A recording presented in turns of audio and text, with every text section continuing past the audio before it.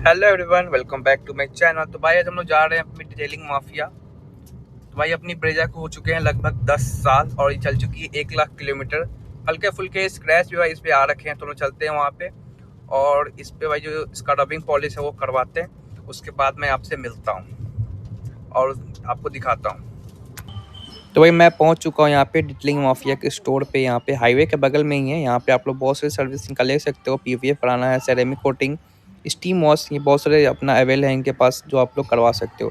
तो हमारी गाड़ी पे जो काम है वो शुरू हो चुका है। चलिए मैं आपको आगे चल के दिखाता हूँ।